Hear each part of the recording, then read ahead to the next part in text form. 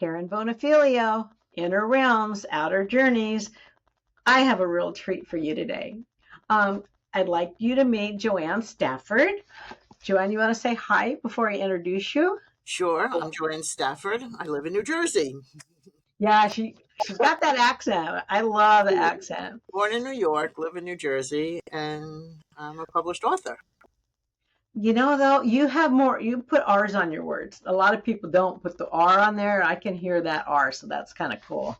Yes, Yeah. people drop G's, and that annoys me. Oh, geez. G's and R's, yes, that too. Yeah, okay. I consider myself Well, a bit of a wordsmith, so stuff is in there. all right. Okay, let me tell you a little bit about Jo-Ann. She was born and raised in New York City, where she studied fine arts. As a young adult, she moved to New Jersey, and she calls that place home now. And even though she was in fine art, she traded her paintbrushes and pen for a lens. And I tell you, she takes the most phenomenal pictures. And that's her passion with nature and photography. But in addition, she's a chaplain at Chaplain at Unity of Sussex County for about 20 years now. And she prays with the congregation both collectively and individually. She's also a part of a prayer team. I bet you prayed for my daughter, didn't you, when she had her surgery? Yeah, people don't always know that I'm praying for them, or that certain things I will put into our prayer box, and the team prays and all that. There's a whole thing. Oh, well, thank you for that. I appreciate that. She had a full recovery. It was amazing. She's also studied metaphysics at Unity and for over 42 years. Yes. In addition, she has several Sunday services at Unity and has facilitated spiritual retreats, guided meditations, prayers, and talks. She sounds very well versed. She has 2 books that she is going to talk about today. And you know what? She's penning a 3rd one and is probably getting into the final stages of that. Would that be correct to say? That's correct. It needs just another go through, but it's mostly ready. Okay, well, good. All right. So, Jo-Ann, tell me what inspired you to all of a sudden start writing these books that you did. It's not quite all of a sudden. From the time I was maybe 20 or so years old, I wrote poetry. And it was just the way I felt. There was a lot of emotion in those days. I was an unhappy young woman, and a lot of that came out in the poetry. And then I went for years where I didn't write very much. And one day I just started writing. I had ideas in my head. I got a lot of what I have from Unity. It's an amazing teaching. It's very spiritual in nature. It's not religion per se, but it's definitely Christian based. And the ideas just came through me. It's a meditative Right. state for me. I don't always know what I'm writing. And I'll read it over and I go, who wrote that? And I love that. Sounds like you're channeling. Yes, I do believe I am. Mm-hmm. And when it comes, it just comes. And if I get stuck, I go do something else and come back to it. But I've now done this for a lot of years. Yeah. Oh, that's good. How did your own experiences influence your approach to spirituality and personal development? Because you said it was kind of rough. You're angry earlier in life. Very much so. Yeah. Well, I can tell you that I am a recovering alcoholic, and that was the big change for me. That was all part and parcel of my younger years. Yeah. I got sober at 36, and there was different suicides in my background and things like that, and a lot of unhappy things. And when I got sober, it was the big turnaround for me. And it was when I discovered God. It was where spirituality started to grow. And about the same time, I went to Unity, and they just coupled hand in hand with Yeah. accelerating spiritual growth for me. And the writing grew out of that. The whole tone of, I wrote a little bit of poetry, and the whole tone changed, and Mm. I certainly changed. And I'm grateful for that. I will always be grateful to live a sober and sane life. I look back, Mhm. it's like, who was Well, that was part of your growth. That was a lesson that you had to learn. I did. I Yeah. did. I could have gone down that pathway forever and ever. And I'm just so grateful that Yeah. I, I guess in a way, God interrupted my death when you really think about it, because I attribute God to my getting sober, because I Mhm. couldn't do that for myself Yeah. without Couldn't do it on your own. visible support. Mhm. Mhm. I'm grateful. There's no other word for it. Wow. It makes me feel good. I just got goosebumps. Um, I have a lot of questions, but I would like you just to tell us about your books. I don't know if you want to tell us about them individually or collectively, Well, we'll start collectively. They and are show your book off. okay. Silent Whispers. That's how God talks to me. I Oh. don't hear a voice per se, but Mhm. God comes to me in the form of ideas. And when I'm writing, in the form of words that end up on, well, these days I type. I used to handwrite, and it translated. No, it did. Mhm. Translated one day. And the whole idea is it's a self help book based on spiritual principles. Oh. So they're both that, actually. And I know people can change. That's the premise. I know if you just change subtle things in your life, you can change your whole life around. For me, it was not using alcohol and substances.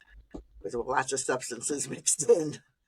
Mm. And I'm a believer in guided meditations. There are numerous ones in the two different books. And this talks a little bit more about that meditation.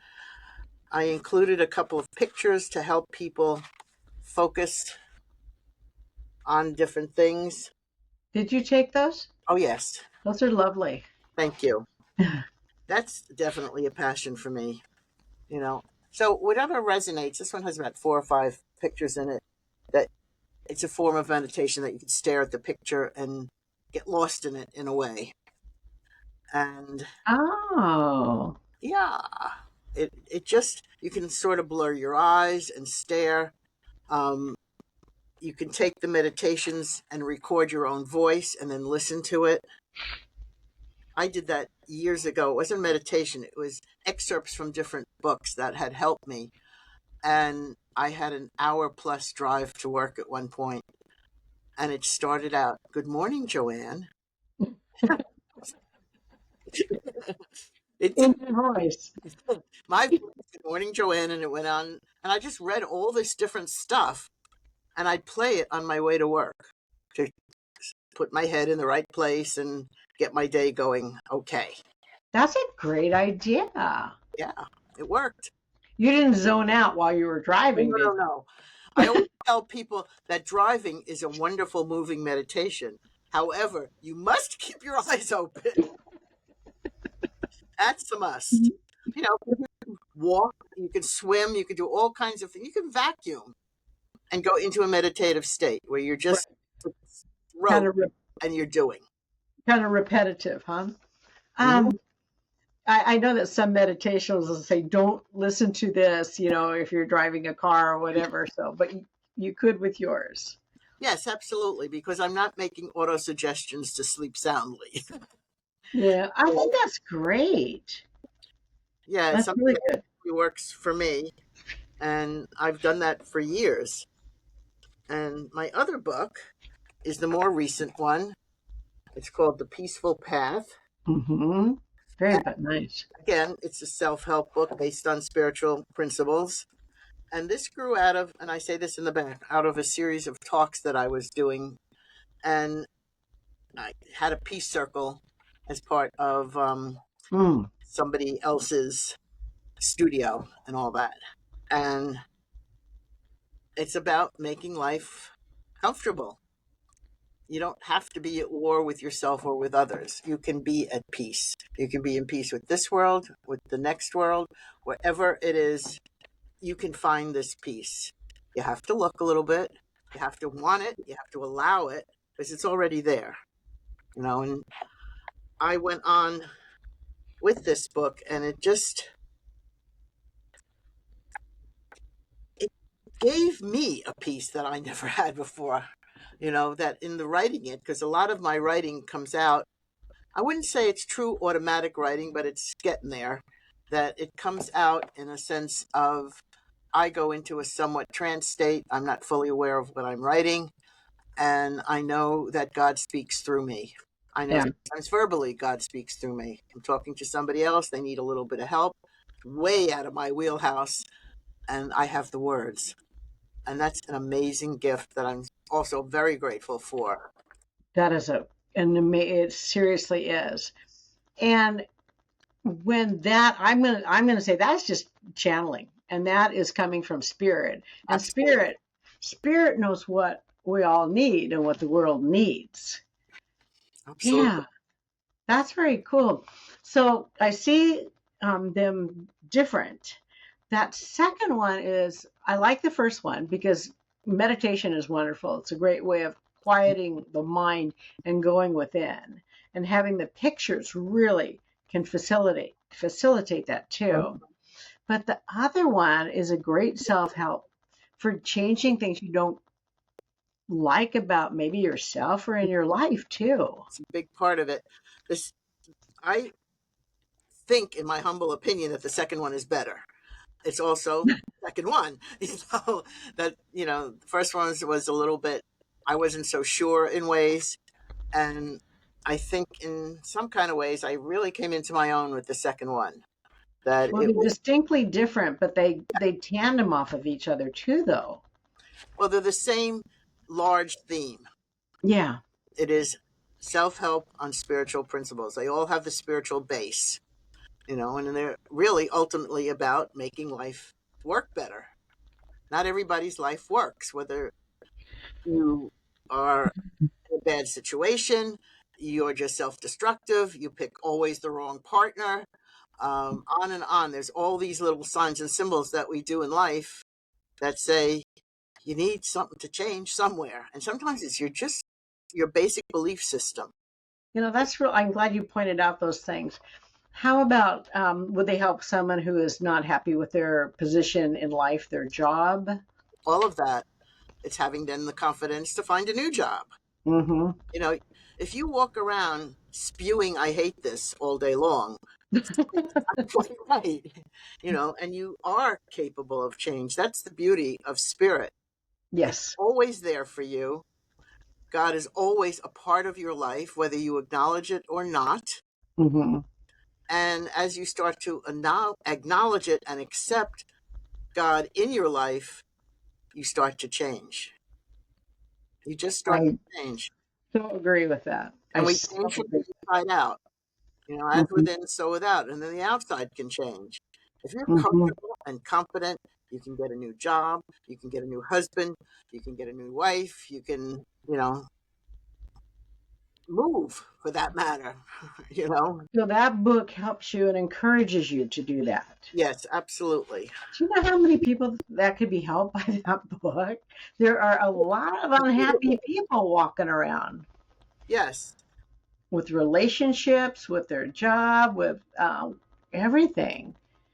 yes. God, that's Yep. I saw that a lot. I worked in New York City, and there's a whole lot of that going on in the corporate America world and all that. And you can see people are unhappy, hmm you know, and not everybody can go to therapy or has gone to therapy. Not everybody has something to feed their spirituality. And right. if you can read a book and say, this is easy, I I can, can do this. yeah, Hmm that's it. hmm I can do this. And I don't think it's that difficult. It takes some tenacity and some work and all that kind of stuff. Um, It's not read the book and put it away. Because I know for years, I read self-help book for years, and I never made a change. I'd read Were the you, book, were oh, you so great. were you sober at the time? No, Okay. that's why. That's Yeah. why. So, I read all the books expecting my life to be wonderful, and it wasn't. yeah. Hey, I read this book. It's supposed to be different. What's going on here? Yeah, I'm okay, you're okay. Hey, Oh, I remember that book. everybody read that book, and nobody was okay. But we thought we were. Yeah, we had our moments. Yeah. It's just, it was the way I was at any rate, and I'm assuming I'm not alone in this world with the way I was. Yeah. I think people are changing their attitudes about self-help now too. Yeah. And I Well, think our priorities change in life too. Yeah. Okay. Well, this is kind of crazy. I'm going to ask you this. You've talked about meditation, and it seems like your books are going to empower people. mhm. They're going to empower them, finding their inner strength That's definitely the plan. and awareness. Have has anybody ever come? Has anybody ever come back and said, "Oh my God, this passage or this Mhm. really helped me make some changes"? Anything like Yes, that? absolutely. Initially, I sold books to people I knew. I did, especially with the second one, I did a talk. It was maybe 20 people. It wasn't, an arena. And it was a talk about the book. And then we took a little break. And then I did a meditation, a guided meditation. And Hmm. people were very receptive to that. Unfortunately, that was 3 days before COVID hit. I published it. It was the end of February. And it was at a yoga studio. Yeah. This thing that I read that was closed were yoga studios. And I went, oh my God, I can't believe the timing of this. Oh my gosh, Yeah. really? Think about that. Yeah. This book I did on a smaller venue. It was just little casual chats, and I didn't do a meditation. I didn't think of it at the time. But I, That's a great idea to yeah, end finished with a with meditation. meditation. Yeah. Hmm. And people responded really, really well. And then some of the people that I had known before that I sold books to came back. Hmm.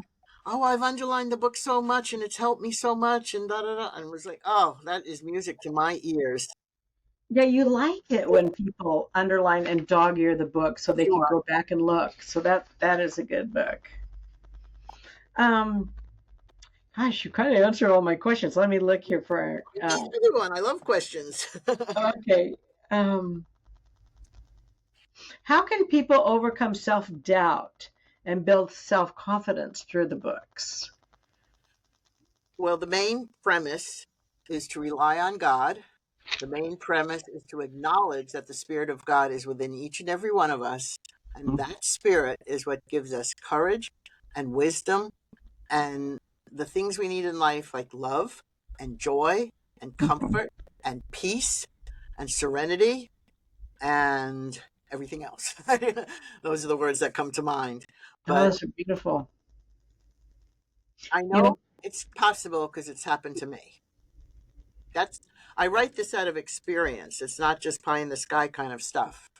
right. I have changed because God is active in my life. Because the But Spirit, in a spiritual aspect, not in a religious I am aspect. not religious one iota.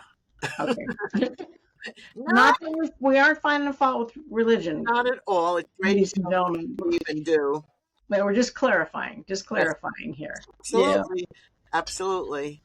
I talk about unity, and that's a spiritual teaching. It's Well, metaphysics, it's nature, and it's not mhm. religious. I love unity. There's no dogma attached to it. Um, Mhm. they do things like when they baptize the baby, it's an original virtue instead of original sin, which that concept resonates Yes. a lot. Yes, exactly. Mhm. Yeah, I grew up in an all affirming church, which honored everyone's path to God. The church chose Jesus, but whatever path you chose was yes, fine. unity is like that too. We do something called the Flames of Faith.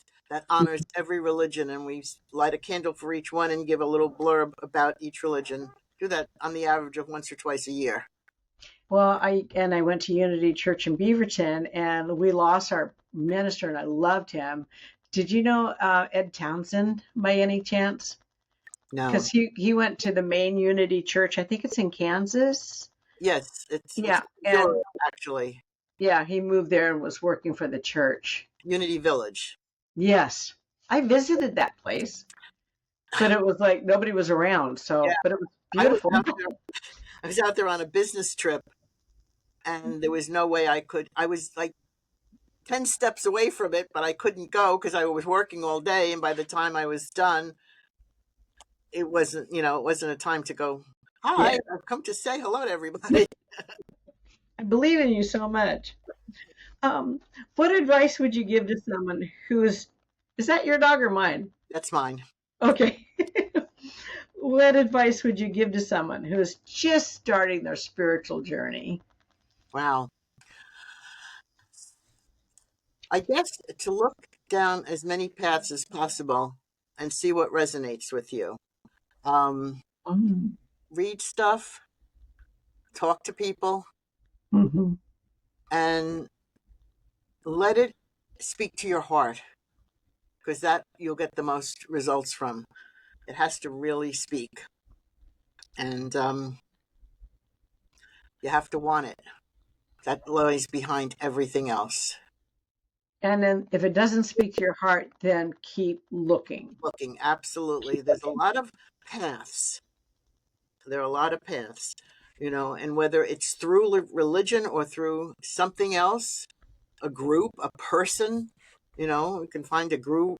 I can't even talk. A guru that whatever it is, it's not any one religion, any one path, any one teaching. You know, there are a lot that are wonderful. Mhm. This happens to be Christian based, what I believe in, but I know a Buddhist teaching is wonderful.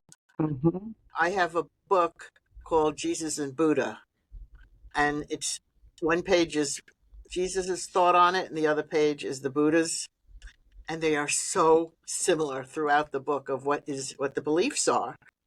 You know, Mhm. that kind of stuff just helps people along the way, whatever it is. There's no wrong path unless you're into some kind of satanic cult, which I don't recommend. No, we're not encouraging that at all. Not at all. No, no, no, no. Don't give up your life savings. Don't do anything like that. Don't move. Yeah, Yeah. find a cult. You're not. Yeah. You'll find your inner peace within you, and you don't have to go out and Absolutely, move to do it's that. already in there. That's the key. You Yeah. have to know Just that have to it's already discover in it. there. So it sounds like your books help them people find purpose and meaning in their life. Yeah, it doesn't define what it should be. Just like great teachers don't tell you how to think, they present ideas, and then you run with whatever the ideas are. So the whole point of this is, even in this one book or both books, pick what works for you. Pick what you think you can do. Mm-hmm. You know, Mm-hmm.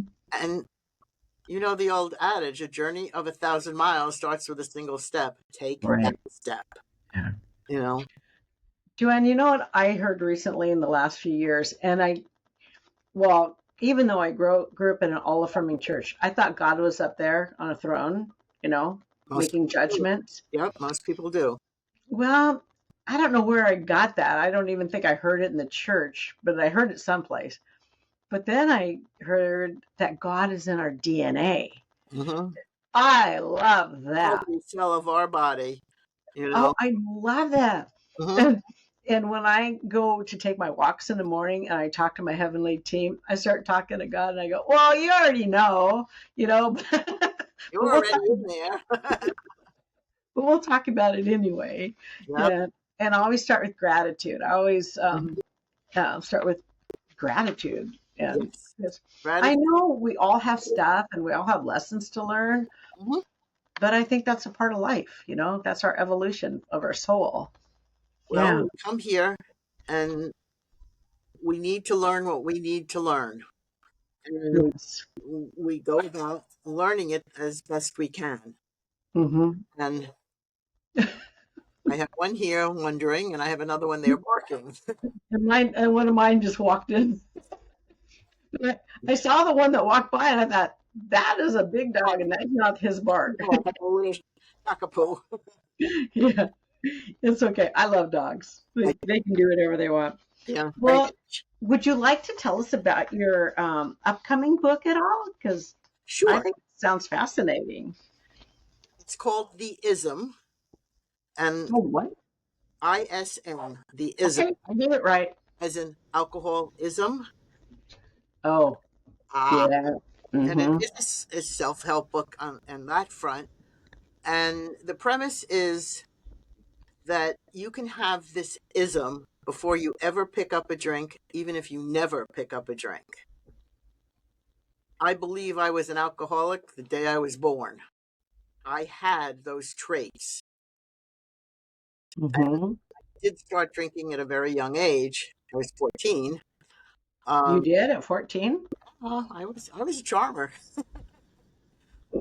and Well, we're from that day, but were you what made you start drinking? I was Because a happy kid. My skin didn't fit. I was unhappy. looking for fun. It was all about the party. Let's go out and party. Getting drunk seemed like a good idea. For a while.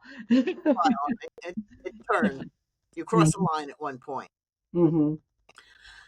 So the whole thing is that this ism is what often makes you drink. It makes you unhappy. It makes you have low self-esteem. It Mm-hmm. makes you just not fit, you know. Because I But can tell you, it's not just tied into alcohol, though. no, not at all. Okay. Okay. Because I was just going to say, my mother was a raging ism. I don't know how else to put it. So I don't mean to laugh at that, but I laugh at it. Don't worry. I laugh at it because yeah. she had all the characteristics and earmarks of a raging alcoholic, and yet never drank. So I Oh was my raised in that gosh. environment where she was needy and controlling and angry and all that stuff. Mm-hmm. And it gave me low self esteem, lack of self worth, the basics, and made me pretty unhappy. Yeah. Um, I didn't understand it for years. In AA, we sponsor new people.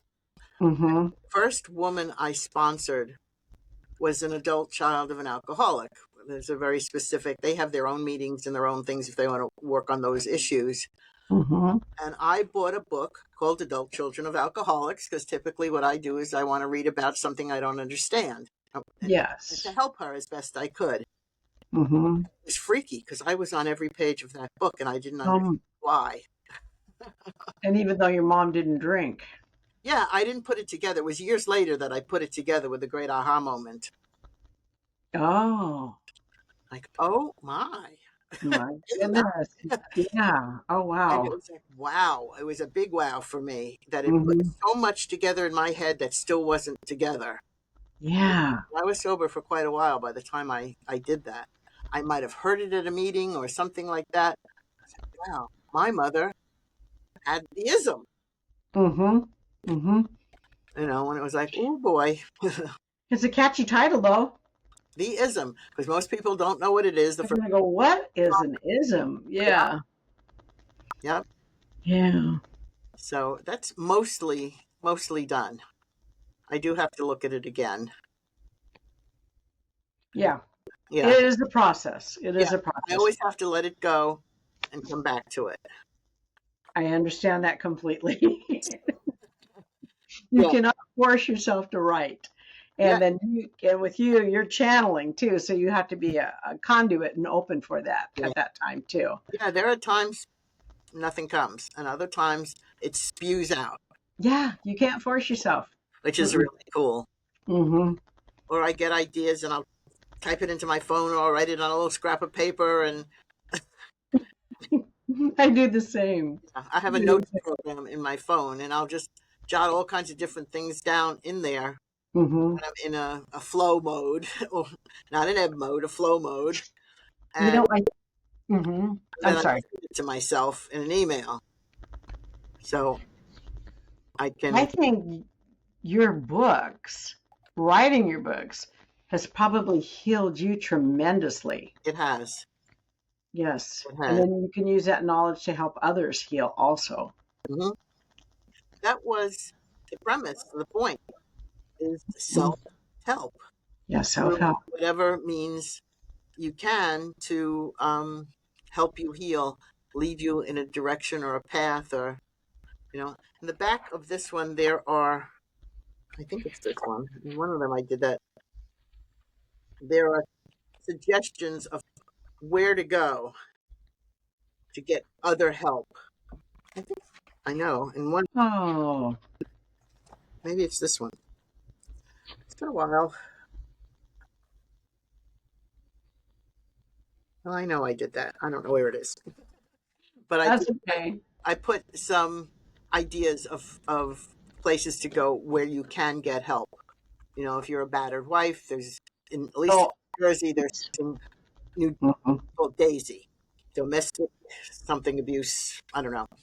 Um, there were a good handful of suggestions if you're down and out and desperate, and you know, how can I start to think about all this good stuff if my life is such a mess? Right. Kind of a thing. So Yeah, there's some practical places.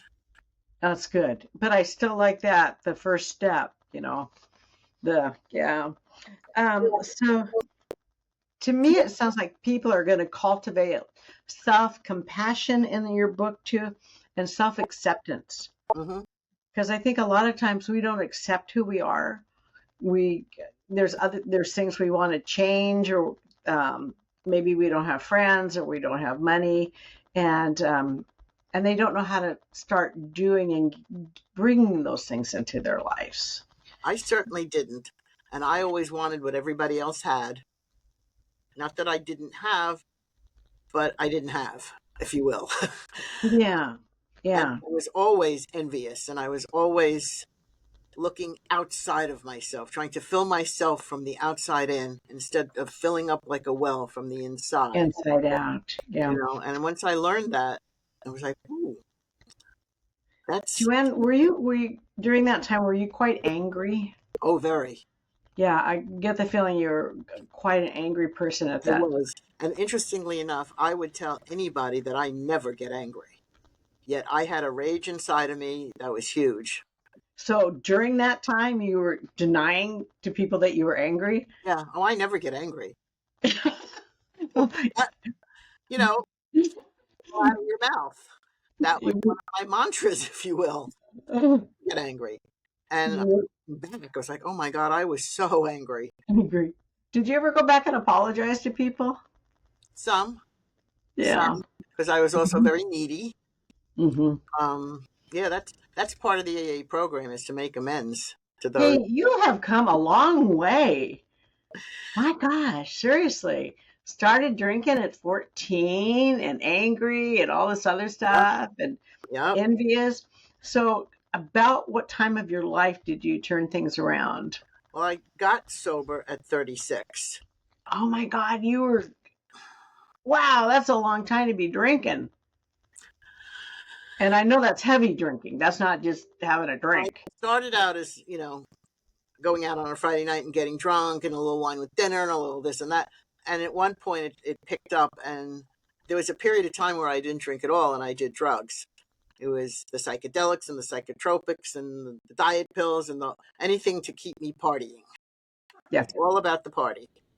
And I gave that up at one point, didn't drink for a while, and then started to drink again. And that was leading into the end of things. Oh, wow. And I always say I'm very grateful to God for keeping me alive long enough to get sober. Because Oh, I did man. questionable things. Yeah. Imagine if you didn't, where your life would be now, or if you'd even be alive. I guess I wouldn't, Yeah. you know. Yeah. And if I ever drink again, I would probably die very quickly. Oh, I don't think you would even consider it or pick it Not up. in the realm of possibility. Yeah, I can't see you doing that. No. Mm-mm. And I don't think your partner would let you either. Yep, that wouldn't be a very happy thing. Yeah, she's going to look out for you.